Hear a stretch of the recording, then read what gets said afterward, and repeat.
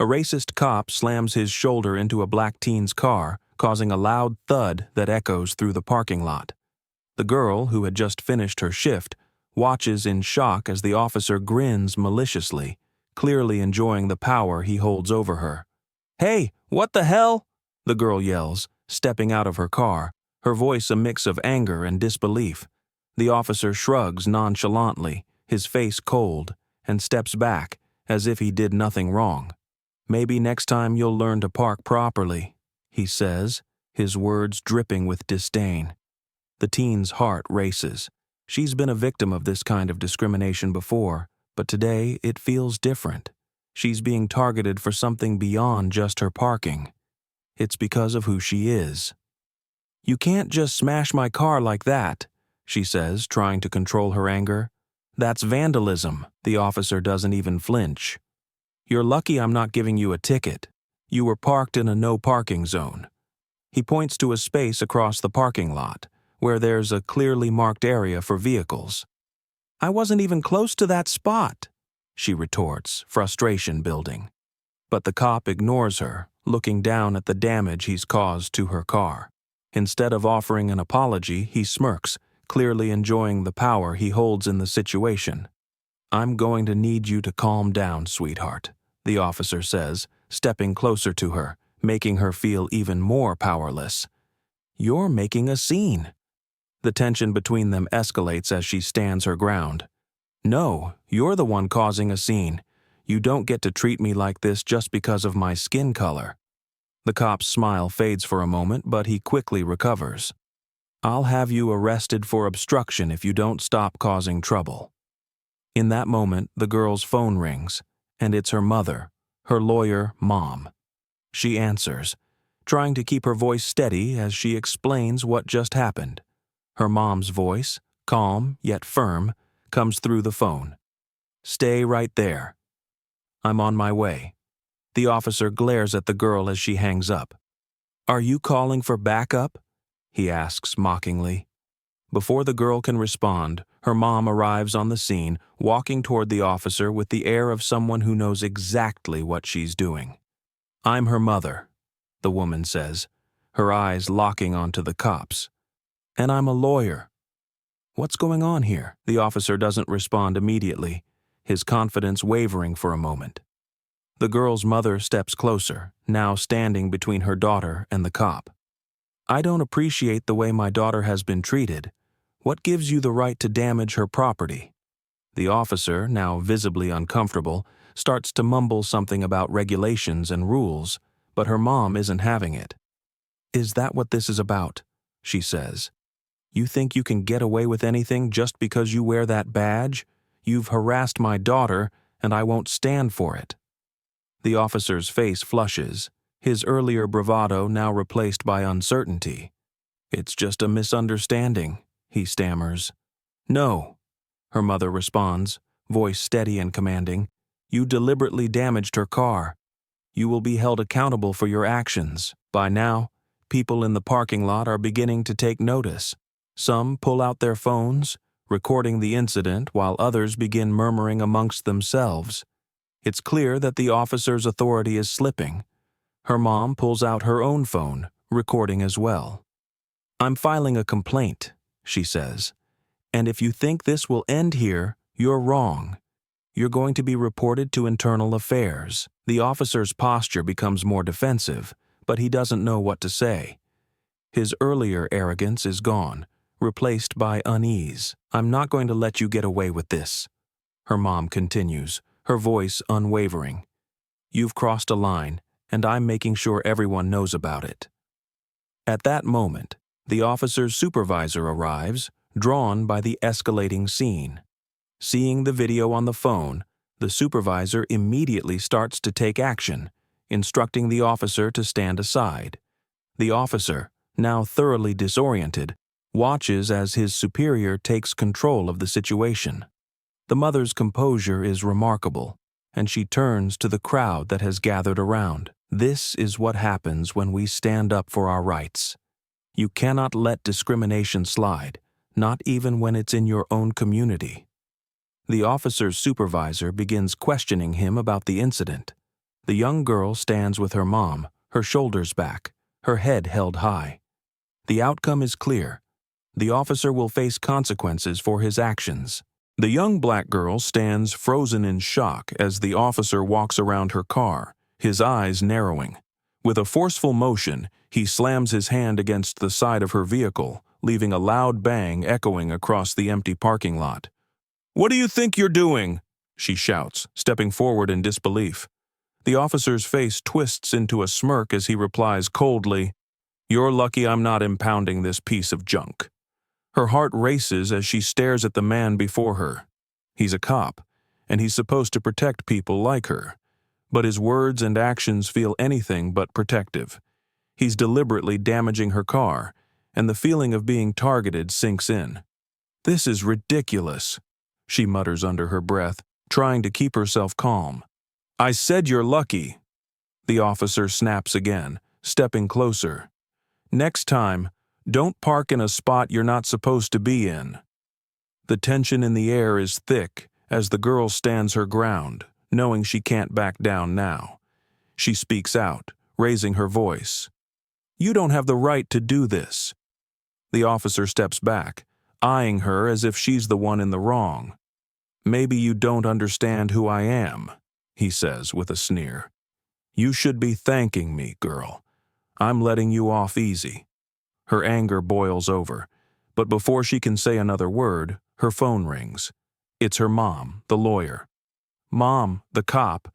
She doesn't even finish her sentence before her mother cuts in.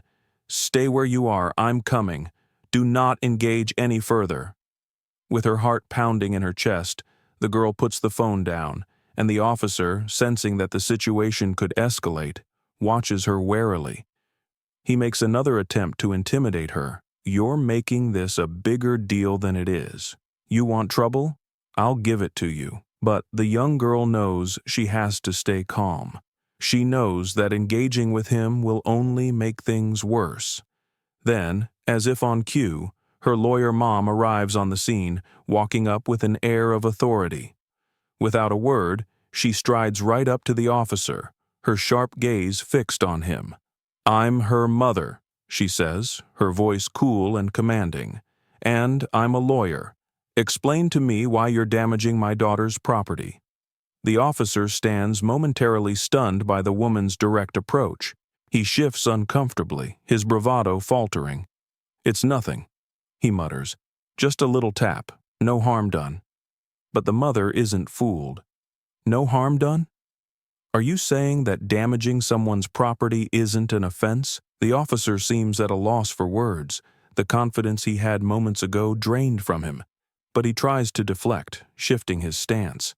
"I didn't mean anything by it. She was parked illegally." "She was parked perfectly fine," the mother counters, now standing in front of her daughter. "And even if she wasn't, that doesn't give you the right to destroy her car." The crowd, now gathering around them, starts to murmur. A few people pull out their phones, recording the exchange. The officer realizes that he's quickly losing control of the situation. But the mother presses on, her voice unwavering. "I don't care if you're a cop. You will not get away with this. I will make sure that your actions are reported, and I'll make sure you're held accountable." The officer looks over at his fellow officers who had been standing off to the side, watching the scene unfold. They seem hesitant, unsure of how to intervene. The mother looks at the officer square in the eye, her expression unshaken. "Don't think you can intimidate us," she says. "Not when you're in the wrong. You've overstepped, and now there will be consequences."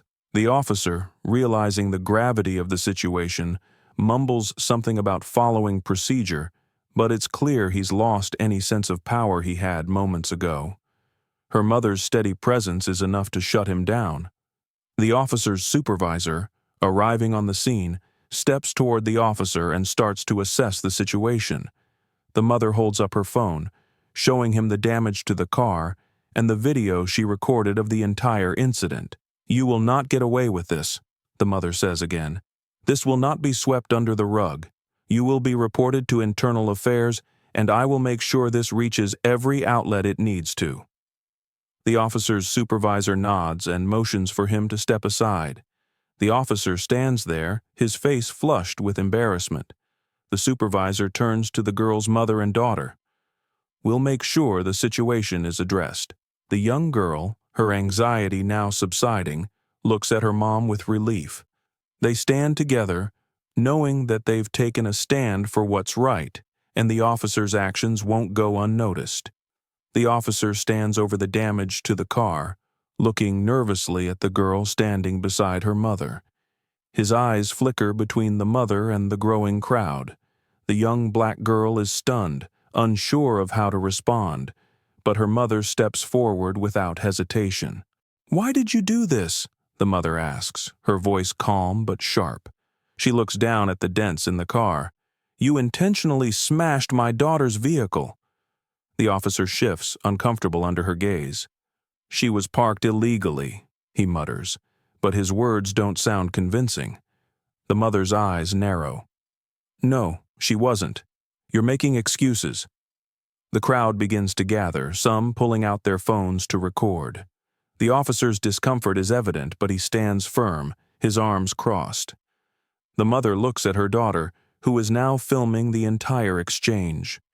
She stands tall and composed. "This isn't just about a car," the mother continues, her voice steady. "This is about how my daughter is being treated because of the color of her skin." The officer opens his mouth but says nothing. He knows his explanation won't hold up. "I'm filing a complaint," the mother says firmly, her eyes never leaving the officer. "You'll answer for this." The officer glances nervously at his partner, who stays silent. The mother looks directly at the supervisor approaching. "This officer has no right to damage my daughter's car or treat us like this," she says loudly enough for the supervisor to hear. The supervisor surveys the scene and nods toward the officer. "We'll handle this," he says, addressing the officer, who is now visibly embarrassed. The mother gives a reassuring smile to her daughter, who looks relieved. "It's over now," she says quietly. As they walk away, the mother's phone buzzes with support from friends and family. She knows that her actions today sent a powerful message. Injustice will not be tolerated no matter the form it takes. The officer smirks as he watches the black girl standing beside her now damaged car. Her hands tremble with anger as she tries to process what just happened. The officer's demeanor is dismissive, making it clear he doesn't see her as anything more than a nuisance. "Your car's in the way," the officer says, his tone dripping with condescension. "I had to do what I had to do." The girl steps back, stunned by his lack of accountability. But before she can say anything, a calm voice cuts through the tension. "That's not how we handle things," the mother says, stepping into the situation, her eyes cold as she approaches. The officer looks up, trying to suppress his unease. "You don't just smash someone's car because you feel like it." The officer shifts awkwardly, his face flushing with guilt. "She was parked in a no-parking zone," he mutters. But his words are weak, offering no justification for his actions. "I was parked legally," the girl interrupts, her voice barely above a whisper. Her mother places a reassuring hand on her shoulder, urging her to stay calm. The mother steps forward. "You don't get to destroy someone's property without consequences, officer." Her voice is steady, but the anger is unmistakable. "I'm a lawyer, and I know the law. You've crossed a line today." The officer looks at her in disbelief. "You're a lawyer?" His eyes flicker between her and the damage to the car. He seems unsure how to respond, suddenly realizing he might have messed with the wrong person. "I'm filing a complaint," the mother declares firmly, "and I'll be taking this further if necessary." The officer stammers, looking around as if hoping for backup, but there's nothing but silence. He knows he's in the wrong, but his pride doesn't allow him to admit it. "You can't treat people like this," the mother continues. "This is about respect. My daughter doesn't deserve to be treated like this because of the color of her skin." The crowd, which had been watching in silence, now murmurs in agreement. The officer glances around, his face reddening as he realizes the full weight of what he's done. "I'm sorry," the officer mutters, but his apology sounds insincere. The mother knows it's not enough. As the mother prepares to leave with her daughter, she turns back to the officer, her voice strong and unwavering. "This won't be over. You'll be hearing from me soon." With that, they walk away, the crowd parting to let them pass. The officer remains rooted to the spot, ashamed of what he's done and the scene he's caused. The officer glares at the black girl, whose car he just recklessly slammed into. The sound of metal against metal echoes in the empty parking lot, leaving an unsettling silence. The girl steps back, wide-eyed in disbelief, struggling to understand what just happened. She opens her mouth to speak, but no words come out. "You shouldn't have been parked here," the officer says dismissively, his tone full of arrogance. He doesn't apologize or even look guilty for the damage he's caused. The girl's hands tremble, a mixture of anger and frustration bubbling inside her. The mother, who had been watching from the nearby store, steps forward. Her presence demands attention. "What is going on here?" she asks calmly, her eyes scanning the scene. The officer turns toward her, a glint of irritation flashing across his face. "This car was in the way," he mutters, refusing to look her directly in the eyes. "I had no choice but to move it." "That's not how you handle things," the mother responds, her voice composed but firm. "You don't just smash someone's property, especially when there was no reason for it." The officer seems momentarily caught off guard, but quickly regains his composure. "She was parked illegally," he says, his words weak, trying to justify his actions.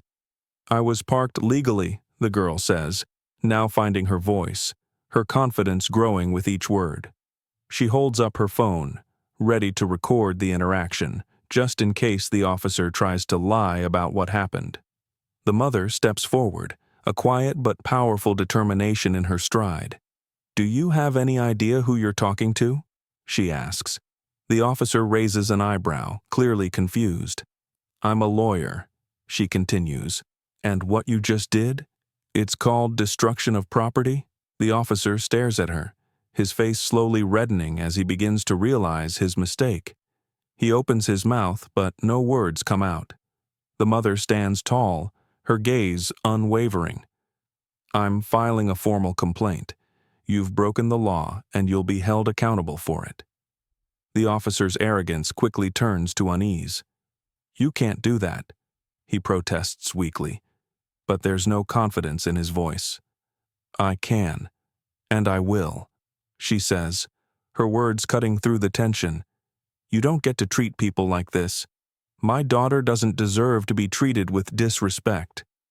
The officer's expression falters, and the crowd that had gathered begins to murmur in agreement. People start pulling out their phones, recording the incident, capturing the shameful moment. "Get ready to hear from my lawyer," the mother says coldly, before turning to her daughter. "Let's go, sweetheart." The girl nods, her heart still racing but now filled with a sense of empowerment. As they walk away, the officer stands frozen, watching them go. He knows his actions won't go unchallenged. The crowd watches the mother and daughter leave, some exchanging looks of disbelief, others nodding in silent support. The black girl, still reeling from the shock of what just happened, stands frozen by her car, watching the officer's smug expression. The crunch of metal still rings in her ears, the moment when the cop intentionally slammed into her parked car. "What the hell do you think you're doing?" she demands, her voice trembling with both fear and anger. The officer, a middle-aged white man with a hardened expression, turns around, casually ignoring her outrage. "You should have parked somewhere else. Now look at the damage you caused," he sneers, seemingly dismissing the entire incident. "Are you serious right now?" she responds, her hands clenched into fists. "You just destroyed my car." The officer raises his hands dismissively. "You shouldn't have been in the way." As the tension rises, the girl starts to record the incident on her phone. She has seen enough to know that keeping proof of everything is vital. The officer notices the phone in her hand and his smirk falters for a moment. "Are you really going to act like this?" the officer asks, irritation creeping into his voice. But just as the situation seems to escalate, a calm, steady voice interrupts from behind. "Is there a problem here?" The girl's mother, a poised and confident black woman, steps forward. Her presence immediately changes the dynamic. The officer pauses, taken aback by her calm demeanor. He turns to face her. "Just dealing with a disrespectful driver. Nothing you need to worry about." The mother's eyes narrow slightly. "I'm her mother, and I'm worried. You just destroyed her car for no reason." The officer shrugs, unwilling to admit fault. "She was parked in an illegal spot. I didn't have a choice." The girl's mother looks directly at the officer, her voice growing colder. "That's not how you handle things. You don't just destroy someone's property over a mistake. You don't get to talk to me like that," the officer says, his voice rising. But the mother doesn't back down. "Oh, I absolutely do. I'm a lawyer, and what you've just done is criminal. You can't just take out your frustration on people like that." The officer blinks, clearly taken by surprise. "What are you talking about?" "You've committed destruction of property," she responds, taking a step closer to him. "I'll make sure to take legal action if this isn't resolved properly." The officer stands stiffly, his arrogance faltering as he realizes that he's dealing with someone who knows the law. He begins to stammer. I didn't mean to. I don't care whether you meant to or not. The fact is you've caused damage," the mother cuts in firmly, "and I won't let you get away with it." The girl, still clutching her phone, steps closer to her mother, now feeling a wave of relief wash over her. She's no longer scared. Her mother's presence gives her strength, and with her phone still recording, she knows they have all the evidence they need. The officer, realizing that his authority is crumbling before him, takes a step back. He opens his mouth to argue, but the words don't come. The girl's mother holds up her phone. "Get ready for a complaint. This is going straight to the higher-ups." The crowd that has gathered begins murmuring, many of them now taking out their own phones to document the situation. Some are watching with sympathy, others with a quiet anger. The officer starts to lose his composure. "This isn't necessary," the mother responds firmly. "Oh, it's very necessary." As the tension in the air thickens, the officer knows that there's no way out of this. His mistake is clear, and the presence of witnesses, combined with the mother's calm yet powerful stance, leaves him with little room to maneuver. The girl's mother turns to her daughter, still calmly recording everything. "Let's go. This is over." Together, they walk away from the scene, with the officer standing there, helpless and embarrassed. As they leave, the murmurs from the crowd continue, a quiet but powerful reminder that things won't just be swept under the rug. A black girl stands in front of her smashed car, anger rising as the officer smirks, seemingly unconcerned. "You're parked in a restricted area," he says, his tone dismissive. The girl's voice shakes. "I didn't park there. You hit my car. Why are you blaming me?" The officer remains unfazed, arrogantly muttering, "Well, maybe if you weren't so careless." The tension thickens, and the girl's frustration boils over. "This is ridiculous. I'm not taking the blame for something I didn't do." Her phone starts shaking in her hands as she prepares to record, determined to get evidence for her case. But before the situation escalates further, a calm voice cuts through the tension. "What's going on here?" The girl's mother appears, walking with authority. The officer glances at her, clearly surprised by her confidence. "I'm just dealing with this car situation," he says, trying to brush it off. The mother's eyes narrow. "No, you're not. You caused this damage, and now you're trying to blame my daughter for it." The officer tries to maintain his arrogance. "She was parked improperly." The mother steps closer, unwavering. You hit her car. You're not going to make her take the fall for your mistake. The officer hesitates. What's this about? I'm a lawyer, she says firmly, and I'm telling you that what you're doing is wrong. My daughter deserves respect, not this kind of treatment. The officer's confidence begins to crack. You're going to file a complaint? Absolutely, she responds. I'll also be contacting your supervisor. This isn't how a police officer should act. A few onlookers who'd been silently watching begin pulling out their phones, recording the confrontation. The officer feels the pressure building. He can't just walk away from this. You think you're going to get away with this? He asks, his voice shaking with uncertainty. No, the mother replies firmly, and I'll make sure everyone knows what happened here today. With that, the officer realizes he's not in control anymore. Fine, he mutters. Do whatever you want. The mother nods, turning to her daughter. Let's go. We've got this handled. The girl, proud of her mother, walks away with her. The officer stands frozen, his authority completely deflated. The crowd begins to disperse, with many silently acknowledging the mother's unwavering stance. The impact of the police car smashing into the black girl's parked car sends a loud jolt through the air. The girl, who had been standing nearby, rushes toward her vehicle in disbelief. Her eyes widen as she sees the damage. Without a second thought, she marches toward the officer who is now stepping out of the car. "Excuse me," she calls out sharply.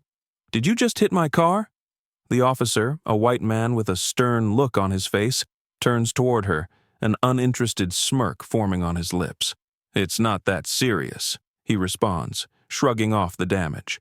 Her voice rises in disbelief. "It's that serious. You just hit my car. Are you going to just walk away from this?" The officer glances at her once more, his gaze dismissive, before he steps closer. "Move your car, and we won't have a problem. You're making a bigger deal out of this than it needs to be." But the girl stands her ground, the anger building up. She isn't just going to let this go. "You can't just hit my car and walk away like nothing happened. You owe me an explanation, and you need to take responsibility." The officer's stance hardens as he crosses his arms, his face taking on a more hostile expression. "I said move your car, otherwise I'll have to charge you with disturbing the peace." At that moment, a calm yet firm voice cuts through the tension. "Is there a problem here, officer?" The girl looks over, and her mother, a sharp and composed lawyer, steps into the scene. She is every bit the professional, her presence commanding and her voice unwavering. The officer's expression shifts slightly, but he tries to maintain control. "It's nothing," he mutters, "just a minor incident." Her mother's eyes narrow as she surveys the situation. "You've damaged her property, and you're trying to intimidate her." "That's not nothing." The officer's expression falters as the weight of her words hits. "It's not a big deal. She can just file a claim." Her mother steps closer, her voice steady but cutting. "It's a very big deal. You hit my daughter's car, and now you're refusing to take responsibility for it. That's not how this works. You don't get to treat her like that." The officer's eyes shift as the crowd begins to gather. Phones start to pop up in the hands of bystanders, capturing the moment. "You're threatening me with a lawsuit or something?" The officer sneers, trying to regain control. "No," the mother responds, her voice calm but firm. "I'm telling you that your actions here are unacceptable. I'm a lawyer, and I know my rights. I know what I'm going to do next." The officer's arrogance starts to crumble. "I'm just doing my job," he mutters. "No," the mother asserts, her voice louder now. "You're abusing your power. You don't get to treat people like this, especially my daughter. I'll make sure your superiors know exactly what happened here today. This isn't just going to be swept under the rug." The officer is caught off guard, the situation shifting in an instant. The crowd watches in silence, many of them now recognizing the gravity of the situation. They start murmuring amongst themselves, some nodding in agreement with the mother's words. "You're not going to get away with this," the mother adds, her tone leaving no room for doubt. "This will be handled properly." She takes her daughter's arm and leads her away, as the officer stands there, defeated and unsure of what to do next. The crowd remains still for a moment longer, the murmurs growing louder, and the officer realizes too late that he's lost the respect he thought he had.